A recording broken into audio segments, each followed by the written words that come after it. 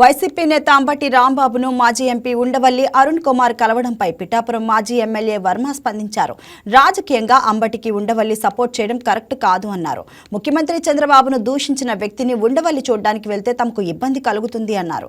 గతంలో ఉండవల్లి అరుణ్ కుమార్ ఏ పార్టీకి సంబంధం లేకుండా న్యూట్రల్ గా ఉండేవారన్నారు. గత 5 ఏళ్లు కల్తీ మిశ్రమాలతో లడ్డూ నైవేద్యాలు తయారు చేశారని ఆరోపించారు. తమ ప్రభుత్వంలో తయారయ్యే ప్రసాదాలను టేస్ట్ చేసుకోండి అంటూ సవాల్ విసిరారు. అరుణ్ కుమార్ గారు అంటే నాకు చాలా మంచి అభిప్రాయం. ఆయన కూడా ఏ పార్టీకి సంబంధం లేకుండా ఉన్నది ఉన్నట్టు మాట్లాడి వ్యక్తి. అంబటి రాంబాబు గారిని అన్యాయంగా జైల్లో పెట్టారని చెప్పి అంటాం. అన్యాయంగా ఎలా పెట్టారండి? ఇప్పుడు ఎవరో పెట్టరు కదా, జైల్లో పెట్టాల్సిన అవసరం లేదు కదా, ఆ సమయం లేదు.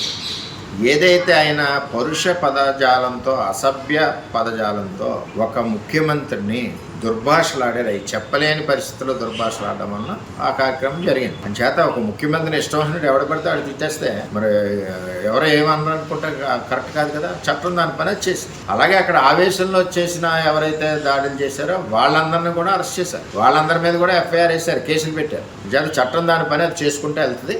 అది అన్యాయంగా అరెస్ట్ చేశారన్నది కరెక్ట్ కాదు.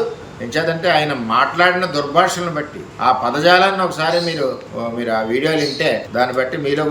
ఈ వీడియో మీకు నచ్చినట్లయితే లైక్ చేయండి, షేర్ చేయండి, మా ఛానల్ కి సబ్స్క్రైబ్ చేయండి.